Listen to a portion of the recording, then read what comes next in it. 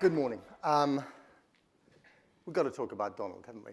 Now, I've spent the last year and a half doing practically nothing but talking about Donald Trump. I've made 9 documentaries about him, including one about his daughter Ivanka, one about his grandfather Friedrich, and how he left Germany.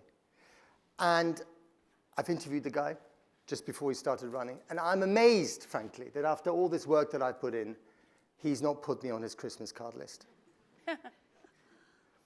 But he is a truly fascinating character, and I have to say, apart from anything else, he is making journalism great again. Okay. Now, we're here to talk about it. We've only got half an hour, so lots to rattle through. Let me introduce my wonderful panel. They all had quotes on the screen there. Dr. Pippa Malmgren, author, analyst, and former advisor to President George W. Bush. Is that an early mobile phone you've got with you there? No. But why have you brought a drone onto the stage? Because I'm trying to explain to people why entrepreneurs in America support Trump. And it has everything to do with their fact that they're the breadwinner.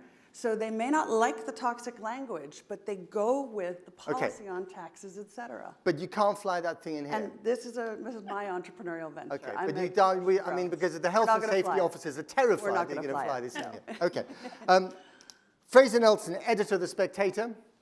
What you need to know about Fraser Nelson is that it's his birthday today. Oh, happy birthday.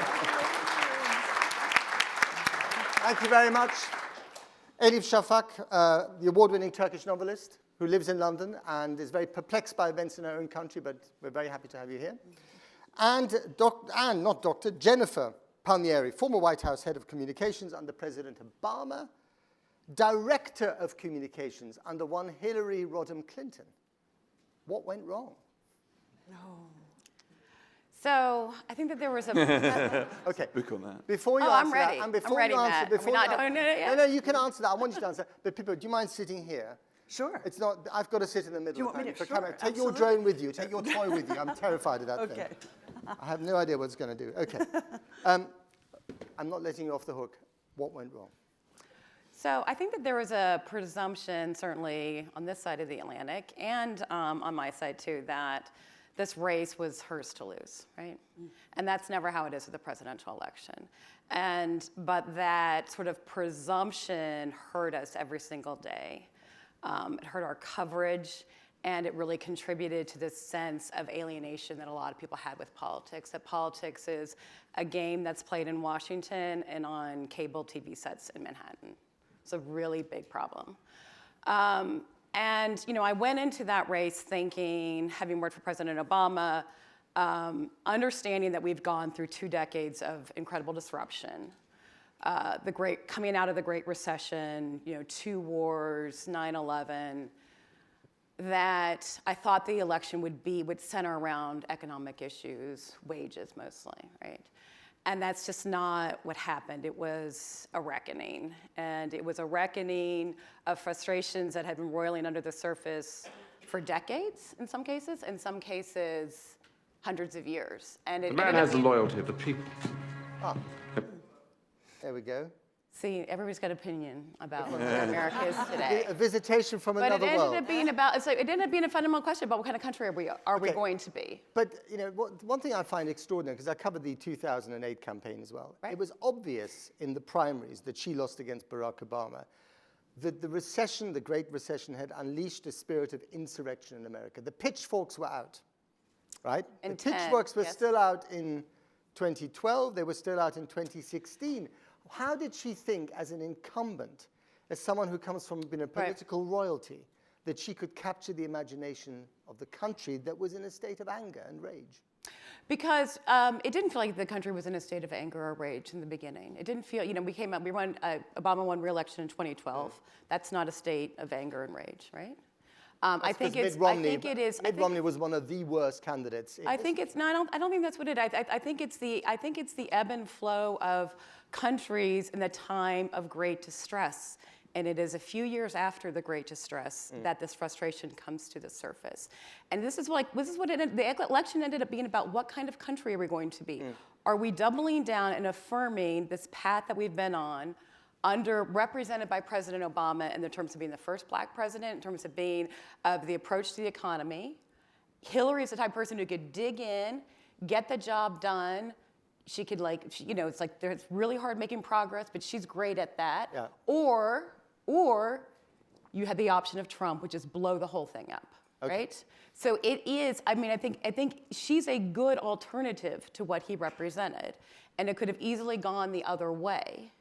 We're talking about 44,000 votes in 3 swing states. Right. It could have easily. Yeah. But even if it had gone the other way, America would still have these deep divisions, all of this turmoil that we need to reckon with. Okay, Fraser, were you surprised that he won?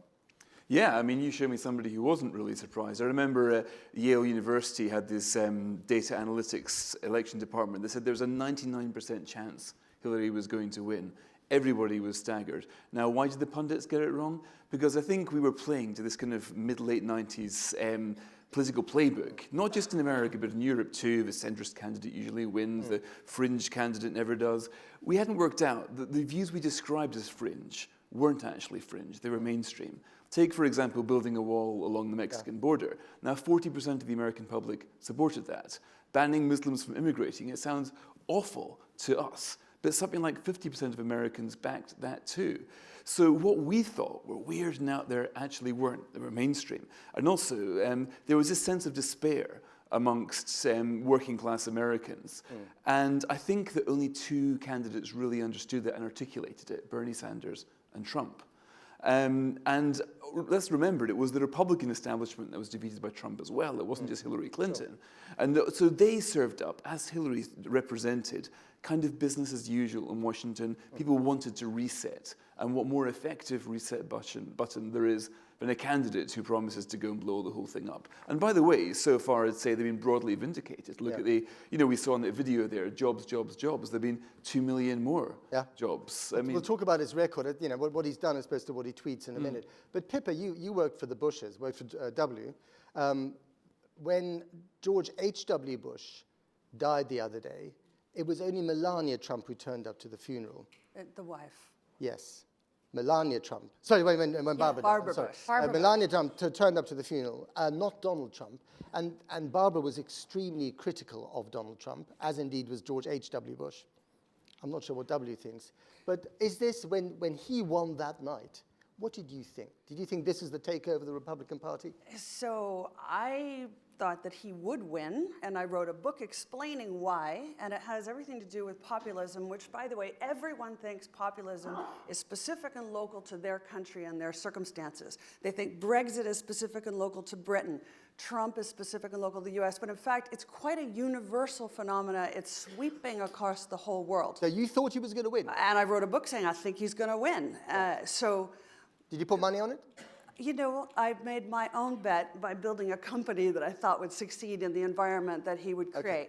But here's the bottom line. I've described him as an Uber phenomena because he literally is disintermediating all the traditional elements of politics. For example, disintermediating the press by talking directly to the public through the Twitter function. Disintermediating Washington itself by literally breaking down all the institutions. Now, some of it, in my opinion, actually needed to happen.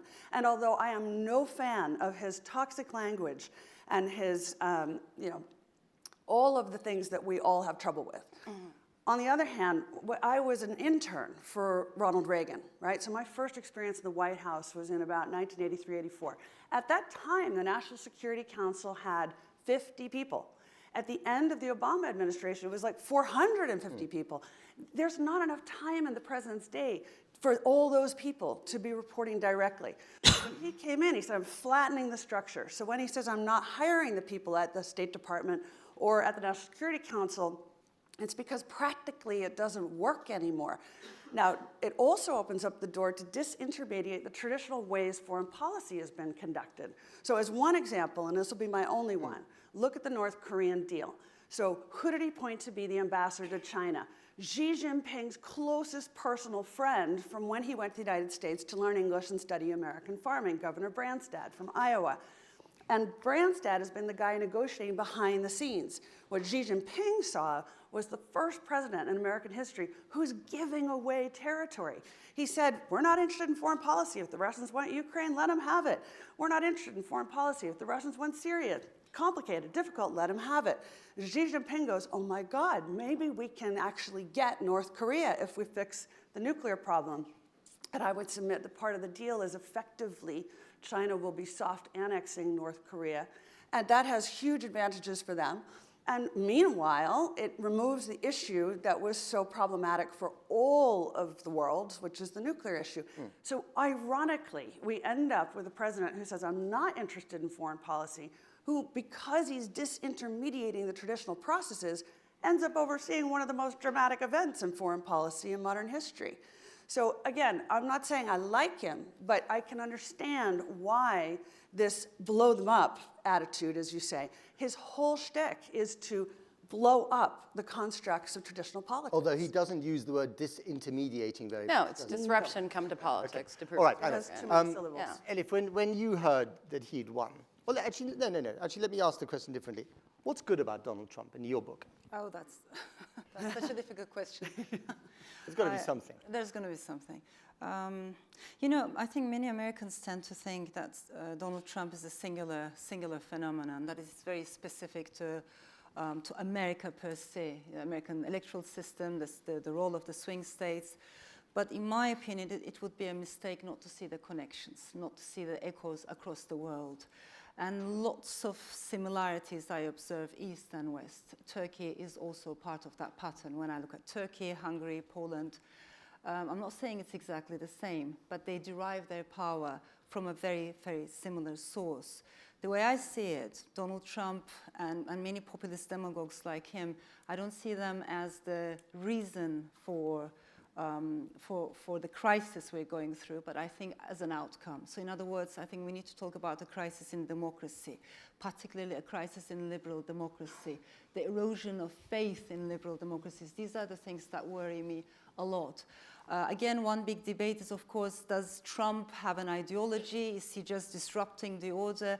There was 2 days ago, I believe, an interesting report published by the Democrats. I found it quite worrisome because it reminds me of so many things that are happening in Turkey, Hungary, and to a certain extent in Poland right now.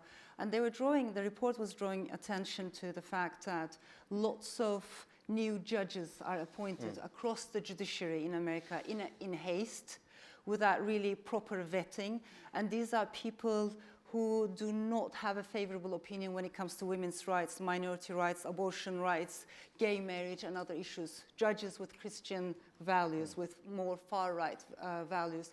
So, you know, that kind of ideological appropriation of the state apparatus is quite dangerous because demagogues come and go, but a structural change in the state apparatus is something that has long-term implications. But the not only for judiciary has always been America, for the world. politicized in America. Judges are political appointments in America. Of course. And you know, you go back to to Alabama or to Mississippi in the last 20, 30 years, you have some judges appointed that would make your European liberal hair stand on end. Absolutely. So I wonder how serious that, what you call the deep state, can that really be applied to America at the moment? Because the state seems to be functioning quite well in, restricting Donald Trump. My worry is, and maybe it's a bit odd that I'm saying this at a panel about Trump, because we focus so much on him, and because of his flamboyant personality, because he likes to draw attention, sometimes we fail to see what is happening in the society, in the system, together with that. And I think we need to pay attention to that because what we've seen in other parts of the world, it is not enough to have free elections. It is not enough to have a ballot box to sustain a democracy. If you don't have a free media, independent academia, you need the institutions. Women's rights, without the institutions, that if the institutions are damaged, then we are in big trouble. Well, my worry is the institutions are being damaged. Let's put this to our two Americans here. Very briefly, Jennifer, is American democracy in peril because of Trump?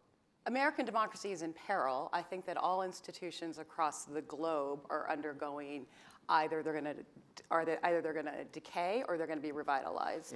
And American democracy is one of them. And I think, Pippa described how she thinks about it. I think about it as Donald Trump is disruption come to the American political system to prove that it is broken.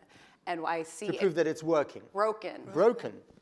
I don't think he's the answer. I think he proves that it is broken. He took a political strategy. Normally if you can't be elected president of the United States unless you appeal to the middle and convince enough people to come to your side, in addition to the people who are inclined to support you. That's how you win a presidency. He perverted that by running a strategy that was dependent upon pitting people against each other.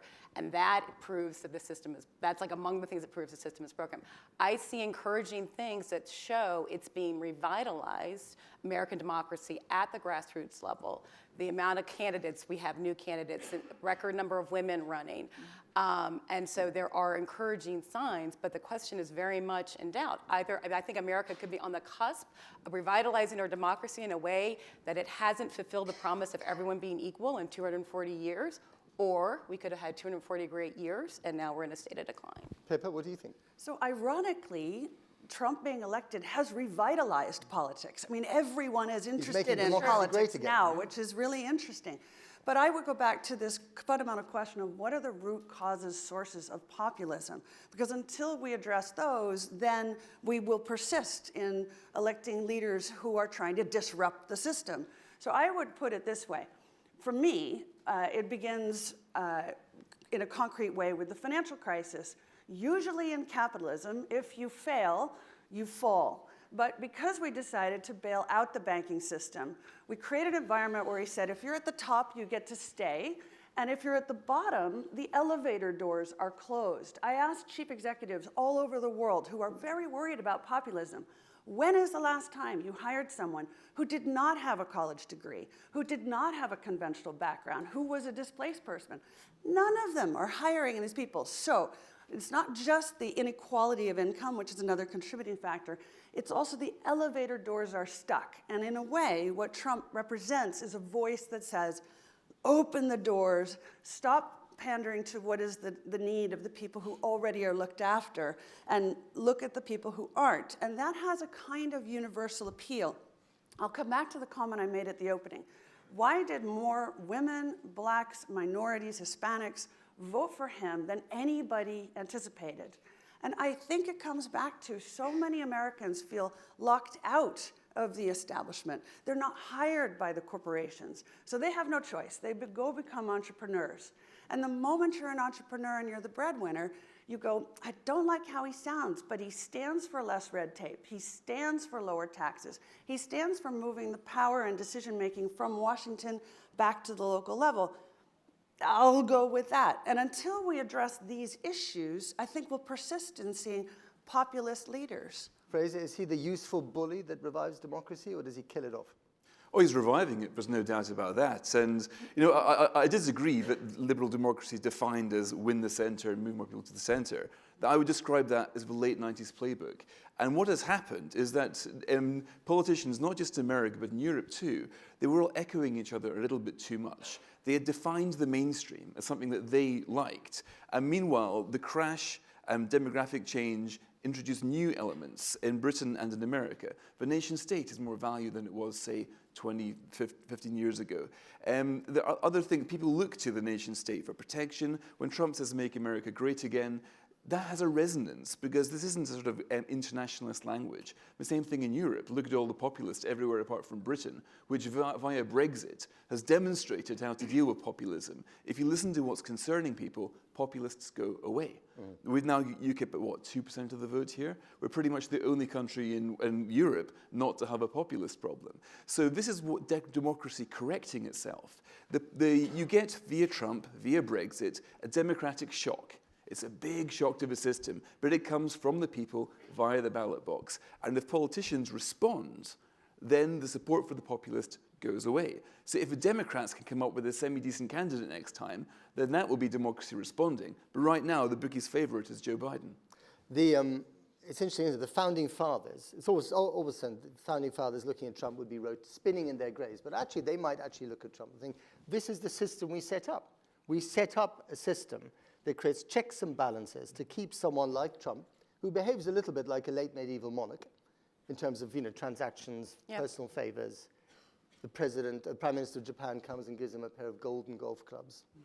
Didn't really work so well for him.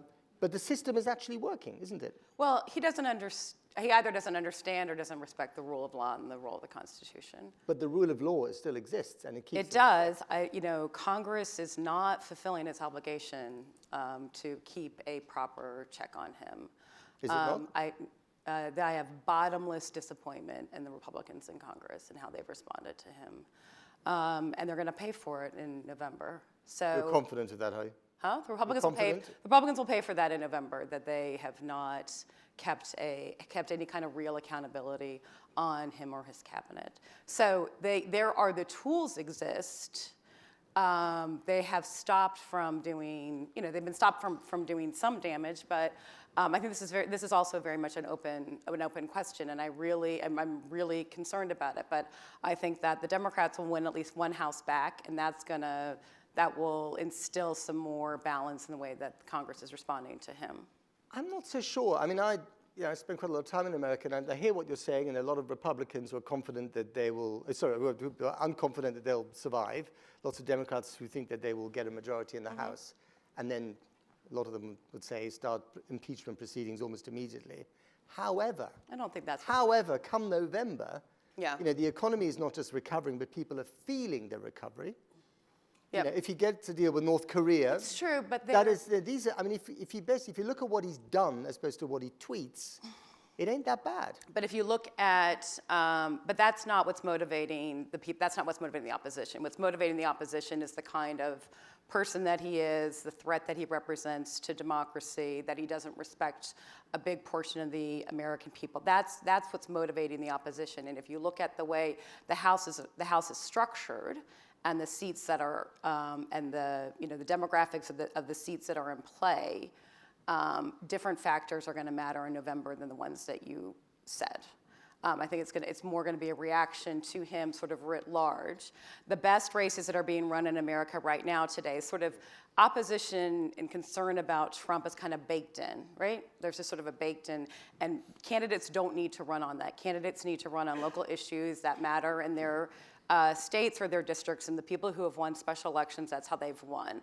And so I think that they can continue to do that, and just the number of seats, they call them Clinton seats. These are seats that are held by Republicans that Clinton won. Yeah. Those are the ones that can make the difference. The Senate is harder.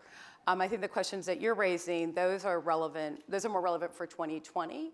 But I do think that at the fundamental level, is our democracy holding firm and really checking and balancing Trump? Not yet.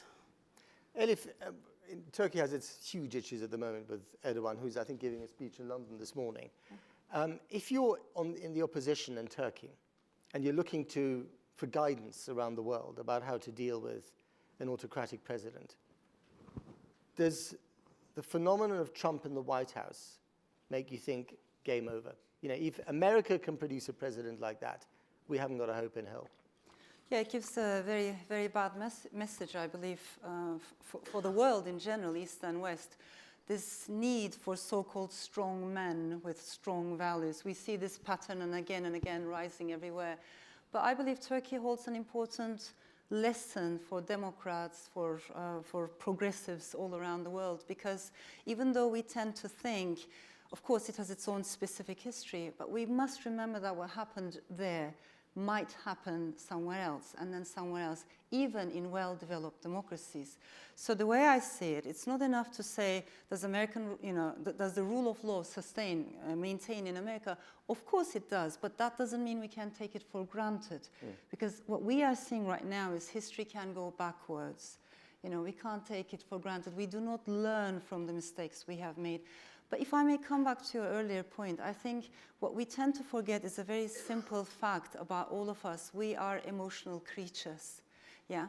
And this is the age of emotions. There's a lot of angst, there's a lot of resentment, a lot of bitterness and anger as well. When we look at the people who voted for Hillary Clinton, the poorest Americans voted for Hillary Clinton. But people who thought or who feared becoming poor, or who were very much aware of the gap between the two sides, mostly voted for Trump. So we need to talk about emotions. Many experts, interestingly, were very surprised by Trump's victory, not only by that, but also by Brexit. Let's go back by Arab Spring. We've seen lots of experts being quite perplexed about what was happening in the world. But the people who were not surprised by Trump's victory were those scholars who had been following the Tea Party movement in America. Again and again, scholars like Theda Skocpol, what she said was quite interesting early on, much earlier in her analysis. She kept saying, this is not about economy necessarily. It's about emotions. It's about identity. It's about perceptions. It's about language as well, this is the pattern we finding... see all around the world. One thing I do find, I think you mentioned this, Fraser, is that Trump found a language, a very direct language of speaking to ordinary Americans that, frankly, your former boss hadn't found. And you see this in Italy. I just covered the Italian election. Salvini, the head of the League, they're forming a government as we speak today. Again, found a language that appealed to ordinary Italians. And the same with the AfD in Germany. Oddly enough, Le Pen is the odd one out here. She thought she found the language, and then she didn't in the end. Macron trumped on that. But he's good at language. We saw that in the video earlier. That depends on what your definition of an ordinary American is, because she got 3 million more votes. And, you talk about people who weren't surprised about Trump winning. The people I know who weren't surprised with Trump winning are black. They're like, yeah, that's who wins in America. There's another disaffection that's, that I think is born from the fact that we were built, we were created on this ideal that was radical at the time, that all men are created equal. And we enfranchised a very small number of people in the country, in America, white, male, owned land, and disenfranchised a much bigger number. And ultimately, that's what I think this reckoning is about. I think this is this is centuries old, and I saw it everywhere. I mean, Trump won, so we think about this as this election was about the disaffection of white voters that are in these particularly economically distressed states like Ohio, West Virginia, Pennsylvania. But what I saw was that because I went to almost every state, it was black activists, it's Hispanics, it was women who want their due. It was and yes, it was the coal worker in Kentucky who had done everything he was supposed to his whole life, and all of a sudden no longer had a career, didn't know what to do about it. And all of these people, the only thing optimistic I can find about this is all of these people thought that America. That America should do better by them, that this country is better than it is right now and could be better than it is. But it is, it's that deep. I think it really goes back to these fundamental principles and people feeling like they have never fully been part of the American dream. All right, now I'm going to open this up to a few questions before the end. Just one quick one for the panel. If the summit in Singapore with Kim Jong-un goes well, and by well, let's say, I don't think there'll be complete denuclearization because Kim Jong-un watching telly has just learned that the one way to get an invitation to the Rose Garden, as opposed to from a cruise missile, is to have your nukes somewhere up your sleeve. But if there's partial denuclearization, if it's a tremendous, tremendous summit, does he get the Nobel Peace Prize, Pippa? Yes or no? The North and South Korean leaders will get the Nobel Peace Prize, but it's been Xi's poker game. Does Trump deserve to be part of that prize? He absolutely has been part of creating the circumstances. Well, he is the devil to the Norwegians. They'd never give it to him. Yeah, totally. Okay. Of course, he should not get the Nobel Peace Prize. You do not sustain peace by creating conflict in some part of the world and then, doing other things in another part. With Elif and Fraser. Okay, you're in the minority of it. I'm just saying he played a contributing part. Okay, I'm not all right. saying he deserves the prize. We should, the fact that we're even asking the question, should Trump get the Nobel Peace Prize, is frankly jaw-dropping. But there we go. Stranger things have happened. Questions, anyone? Yes, lady at the back. Hi, I'm Tricia Wilbur, and my question is, how important is the young vote in America in the upcoming elections, whether it be the midterm or 2020? And 2024, and 2028, and 2032. Take that one. Here's the bottom line. Statistically, traditionally, young people don't actually show up. Now, if they do, that will change the balance. But traditionally in American politics, the reason people actually show up is because you provide food and entertainment. Literally, it's logistics in politics. The Republicans play it by bringing in people from churches who know how to bake cherry pies. The Democrats do it bringing in teachers who are very good at baking cherry pies. And so it's not just will the young people show up? It's will the infrastructure of how the race is being conducted facilitate their showing up as well? Jennifer, your face there was a picture. I think politics is fundamentally changing. I believe they're going to turn out. When I get really discouraged, I look at the Parkland kids and think ultimately that's the future of America, and they can't be denied. And we have plans to bring pizza to all of the voting lines this time. Okay, all right. True. Next question. Anyone else? There was a question over there. Yes? It's Riccardo Zacconi from King. I have a question. At last year's Zeitgeist, the former Prime Minister of Denmark said that she explained this rise in populism through the failure of the welfare state in maintaining its promise of greater economic wealth. And she explained in this way the rise of barriers to immigration, etc., etc. First of all, would you agree with this? And secondly, do you think, is there an alternative plan, political plan, which is votable instead of raising barriers and going against, basically, globalization from your point of view? Take that one. No, I think that's a very dangerous way of saying populism. I think the studies have shown that this is not about inequality. That's a comforting theory to a lot of people on the left, but it's really down to other things. People do really, for example, that a country ought to control its own borders. That's one of the main things behind Brexit. You don't have to be really poor to believe that. And also, it's generally a sense of who is the government for. Right now, the government has spoken over the heads of a whole bunch of people in society, and they don't have to be on welfare. It's not the case that either you're successful or you're on welfare. There's a group in the middle who believe that they deserve to be part of the conversation. And I think populism is demanding that politicians pay attention to the neglected groups. Elif, want to weigh in on that? Because the map is so diverse, and we're talking about a phenomenon that affects countries such as Greece, quite crisis-ridden, but also Sweden, very prosperous.